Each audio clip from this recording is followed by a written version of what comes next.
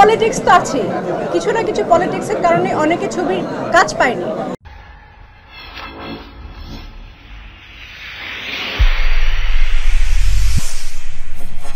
যারা এখন পরে যারা সাংবাদিক হয়ে এসেছেন, আমি যারা সিনিয়র যারা এফডিসি আসলে দেখেছে যে এই ফ্লোর থেকে ওই ফ্লোরে আমারই হয়তোবা 3টা ছবির শুটিং চলছে, আমি এই ফ্লোরে 1 ঘন্টা কাজ করছি, ওই ফ্লোরে আরেক ঘন্টা কাজ করছি, আবার ডাবিং করছি।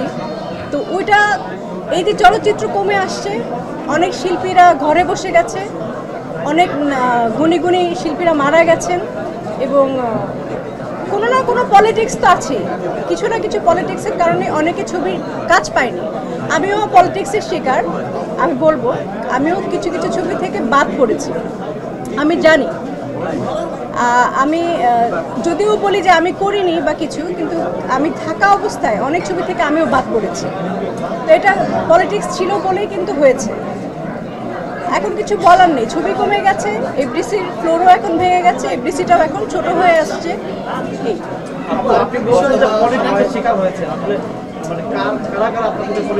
কারা কারা করেছে সেটা তো বলা যাবে না।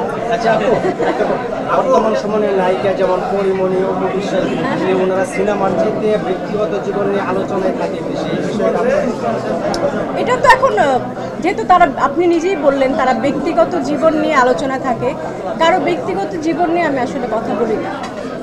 সিনেমা নিয়ে যদি অনেক নায়িকারা ছিল, তখন ওই ধরনের কোনো আলোচনা আমরা যখন কাজ করেছি তখন আমাদের কাজ নিয়ে কিন্তু কথা হয়েছে, আর ব্যক্তিগত জীবনটাকে এমনভাবেই আমরা রেখেছি, ভয় থাকতাম যে কোনো সিনিয়র সাংবাদিক এই না বুঝি লিখে ফেলে, এই না বুঝি পেপারে কোনো নিউজ চলে আসে, তখন সোশ্যাল মিডিয়া নাই, মোবাইল নাই, ইউটিউব নাই, তো তখন ভয়ে থাকতাম, সেভাবেই চলাফেরা করতাম যে একটা লেখা যদি বের হয়ে আসে। এখন কিন্তু নেগেটিভিটিকে ক্যাশ করে অনেকে উপরে উঠছে, আর তখন আমরা নেগেটিভিটিকে অনেক ভয় পেতাম। রাইট,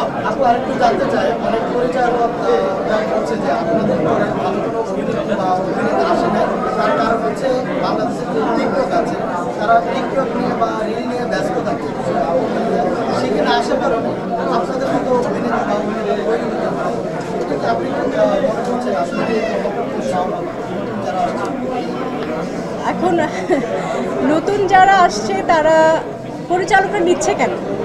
যদি পরিচালকরা নিয়ে থাকে তাহলে তাদের টিকটক দেখে বা কোনো কিছু দেখেই তো নিচ্ছে। আমাদের সময় টিকটক ছিল না, আমাদের সময় সামনাসামনি এসে পরিচালকরা ইন্টারভিউ নিত, বলতো একটু নেচে দেখাও, একটু ফাইট করো, বা অভিনয় দেখিয়ে একটু কাঁদো, একটু হাসো, সামনাসামনি ইন্টারভিউ হতো। এখন টিকটকের মাধ্যমেই সবাই জেনে যায়। আমরা যখন অনেক ছোট ছিলাম এবং আকাশ ছোঁয়া যে ভালোবাসা, সেই ছবিটা কিন্তু টিভিতে অনেক পাওয়ার দেখেছি। সে সময়কার আপনার যা ছিলেন, এখনো আপনি সেরকম আছেন, এবং রূপের যে রহস্যটা একটু আপনার যে ভক্তরা আছে একটু জানতে চাই, একটু বলেছেন। আমি প্রথমত হচ্ছে ছোটবেলা থেকে আমাকে কে কে দেখছে আমি জানি না, যারা ছোটবেলা থেকে দেখছে, আমিও তখনও ছোট ছিলাম, এখনো ছোট আছি, এই কারণে রূপের রহস্যটা সেমই আছে। ভবিষ্যতে কি ছোট থাকবেন না? ভবিষ্যতে ছোট থাকবেন? অবশ্যই ভবিষ্যতে ছোট থাকতে চাই। আচ্ছা, সব মিথ্যাবাদী এখানে।